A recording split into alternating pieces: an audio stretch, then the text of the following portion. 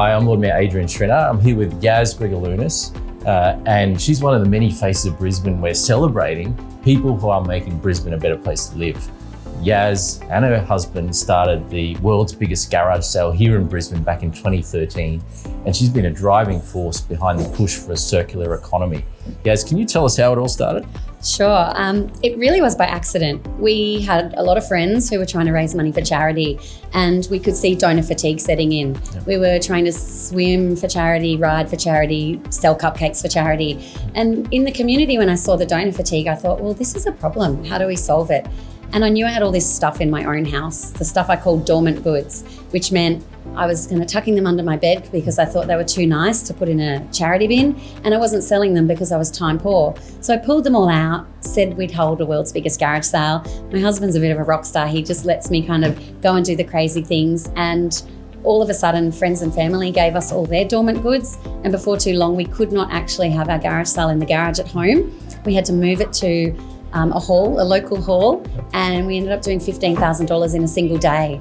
And it was at that point in time when I had all this money kind of stuffed in pockets that I realised we had stumbled upon a really amazing idea that was not just about raising money for charity, but it was actually about the circular economy and mobilising all these assets that we all hold on to for far too long. One of the things that I've always liked about what you do is it solves many problems. Like there's the support for charity, there's the social enterprise part of it, but also then that circular economy and reducing the amount of things that are thrown away. And we all have that in our house. We do. And that was probably the biggest shock to us when we were so focused on raising money for charity. And we were doing it as a hobby for the first 3 years. But by year 3, and I took a month off my job to build this each year, when we had 5,000 people come and shop, we had a 5,000 square metre warehouse filled with literally thousands of products. When we almost turned over $100,000 at that event, we thought, oh my gosh, the opportunity is not just the charity. This is a significant opportunity to really understand the circular economy, to mobilise items that otherwise would sit dormant, and to know that the profit is for purpose. And for us, that was really what drove our business and got me to quit my job and go all in. So at what point did you go from having like a local garage sale to the world's biggest garage sale? When did that happen? I guess my background's business. So I started to think, okay, how could we do this more?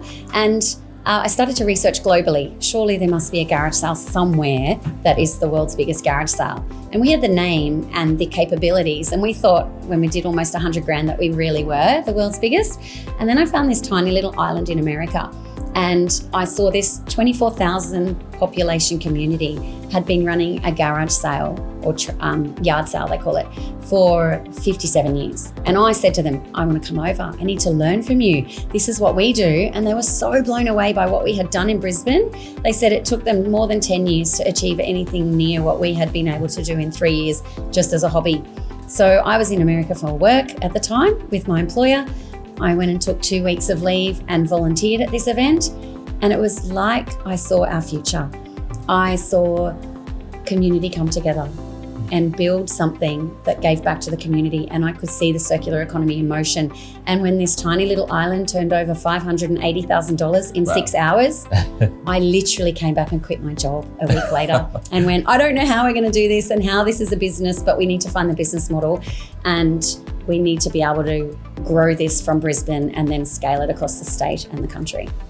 I've been so proud that you were started here in Brisbane from an idea, from a local garage sale, and now you're like across Australia and now worldwide. You're going international. I know, it's really crazy. Yeah. Like we have had so much interest internationally, and believe it or not, we've been trying to lay low. We are capital raising at the moment, like most startups need to do. And as a social enterprise or profit for purpose company that moves around assets, we're not your typical startup. And our interest from other councils especially, they're looking to us. And I love that we're the biggest council in Australia and that we've created this here in our city. Oh, me too. It's so awesome. Yeah. And for me, that's part of the story. And look, it would be, a lot of people say to us, oh, there's all this impact money interstate. You really could consider moving your head office. And I'm like, absolutely not. Our roots are here. Our heart and soul started in Brisbane. And we feel strongly that that's part of our story because why would you abandon a city where I feel like our business exists because of the support that we've had from the city and from a number of organisations that continue to support us to allow us the time to be able to scale and find the business model that gives back to the community. Have you been able to put a finger on how much stuff you've stopped from going into landfill, for example, getting thrown away? Yes. So one of the great things is we put a call out about a year and a half ago for some interns to come and work with us. And we had this amazing lady, Emma, come and work with us from QUT. And she had done some work in the circular economy. And what she did was she opened our eyes to what we had actually impacted beyond the money that we had raised. And I believe that it was about 3.3 million kilograms of product diverted from landfill. And again, we've just been scratching the surface. And now we have these amazing partnerships starting to emerge with big businesses, retailers, for us to help them solve their problem. Well, you have been a great champion for Brisbane, and they're the type of business success stories that we want to celebrate. But I've noticed that there's this the social enterprise section of Brisbane's economy is growing so quickly. And people these days, they want a meaningful career. Yeah. And social enterprise is one of the ways to do that. Can you explain to people what a social enterprise is? The best way I describe it is this. When I was a little girl, I used to stand on wooden seesaws, and instead of trying to balance it, with my sisters, I would stand in the middle and perfectly try and have a foot on either side of the seesaw. And then I would try to get it parallel to the ground. And for me, that's exactly what a social enterprise is. We're a little bit of business and we need to make money, but we're a little bit of charitable heart and love to make a difference and impact, and we need to do that. And balancing the two with no real legal structure that supports social enterprise yet in our country, we very carefully need to balance that seesaw parallel to the ground.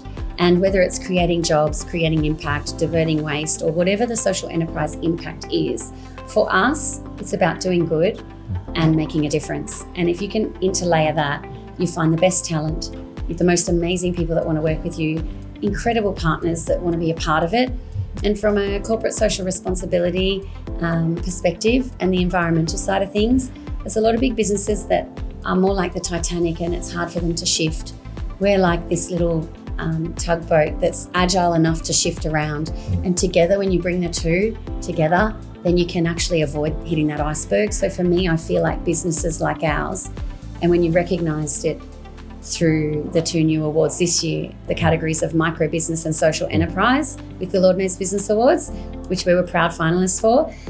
Congratulations, by the way. Thank you.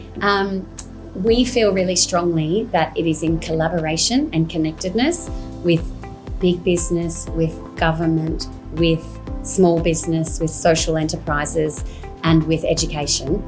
If you bring everybody together, that's when the power really can ignite a community and create the biggest impact of all. I've asked that question of a lot of different people. Explain a social enterprise. That is the best answer I've ever seen. I love the balancing act you mentioned, making money on one hand, the charitable side of it on the other hand.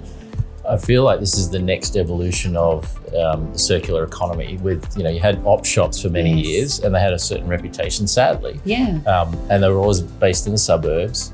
And then you had the big vintage sort of revival where, op shops became really cool. And now this is in the heart of Brisbane City, in Australia's most successful retail mall. I know. And you wouldn't know that this is part of the circular economy unless you come in and talk to the staff here. It's amazing what you're doing. It is really fantastic, and we've really let our customers help build this. And I feel like customer experience is really key.